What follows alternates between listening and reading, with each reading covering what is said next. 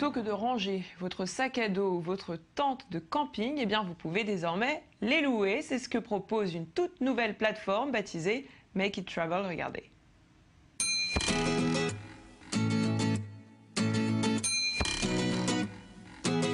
Make It Travel, c'est un site de location d'affaires de voyage entre particuliers.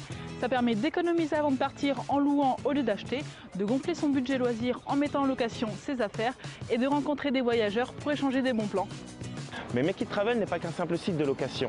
Donnez vie à vos affaires en leur permettant de voyager, parce qu'on en a marre des objets qui s'ennuient dans les placards et des autres qui prennent la poussière dans les greniers.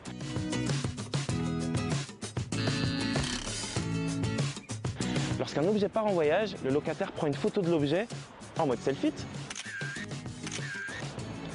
Cette photo sera ensuite sur le profil de l'objet et c'est comme ça qu'avec Make It Travel, on fait voyager vos affaires.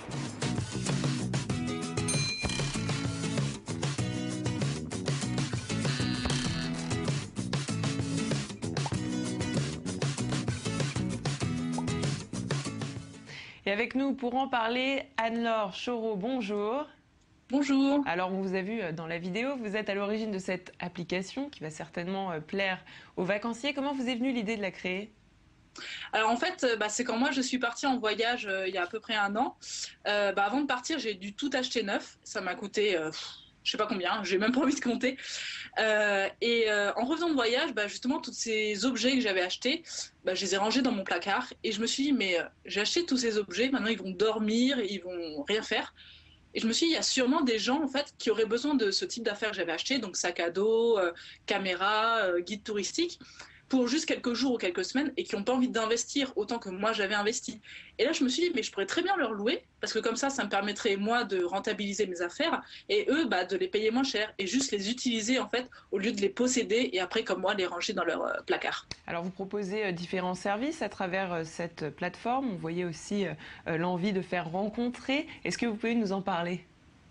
Oui, alors en fait, avec Make It Travel, on veut aussi que en fait, ça soit vraiment une expérience que les gens vivent sur le site et en dehors. Donc, c'est-à-dire que quand un propriétaire et un locataire vont se rencontrer pour échanger l'objet, ils pourront s'échanger des bons plans et des expériences de voyage et se sentir vraiment inclus dans une communauté de voyageurs qui va se donner les petits bons plans, le petit resto qu'il faut absolument aller dans telle ville, comment utiliser l'appareil en question qui est loué, etc. Donc vraiment avec nous, Make It Travel, on veut que ce soit une expérience et mélanger en fait l'aventure et la passion pour créer une identité et vraiment qu'on ait envie de faire partie de Make It Travel. Alors comment ça fonctionne ? On s'inscrit sur le site, on propose des objets. Déjà, si vous allez sur le site, vous pouvez voir la liste d'objets, en fait, les objets que les gens ont mis en location. Après, vous vous inscrivez normalement comme sur tout type de plateforme. Et vous pouvez rechercher donc soit par catégorie, parce qu'on a déjà des catégories définies, comme la montagne, la mer, la famille, etc. Après, vous pouvez soit taper le nom directement, de l'objet, si vous cherchez une tente, et aussi par géolocalisation.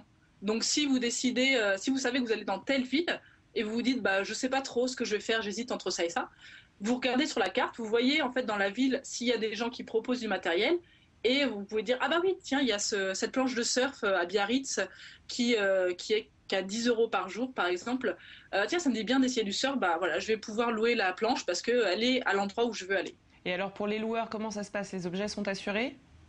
Alors en fait, pour l'instant, il y a un système de caution, c'est-à-dire que les transactions se font sur le site, le paiement se fait sur le site, et nous, en fait, si jamais il y a un litige, on va être capable, nous, de gérer en interne ça et d'estimer si il faut que cette caution en fait soit débitée entièrement ou juste partiellement, puis évidemment pour rembourser le propriétaire.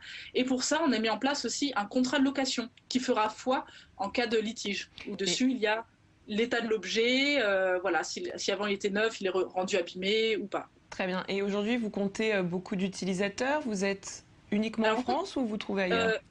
Pour l'instant, on se lance uniquement en France pour justement créer assez d'offres et de demandes pour que les gens trouvent vraiment ce qu'ils ont envie et éviter de se disperser dans le monde.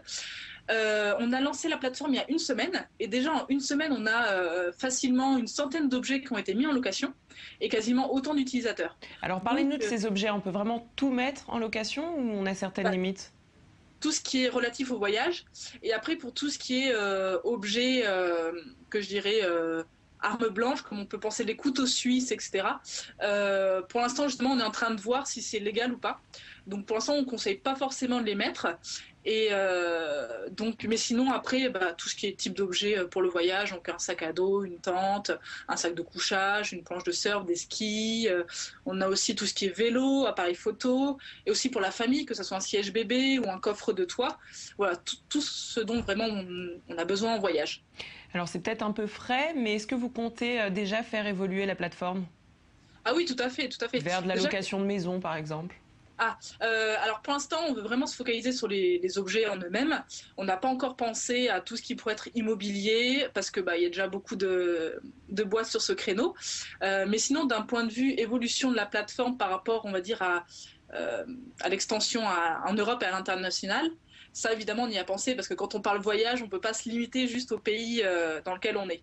Donc déjà, on espère d'ici 2-3 ans commencer à s'ouvrir sur l'Europe et après passer carrément à l'international, quoi. Eh bien, merci beaucoup pour toutes ces informations. Je vous souhaite bon courage et bon voyage. Et restez avec nous. On continue à parler high-tech.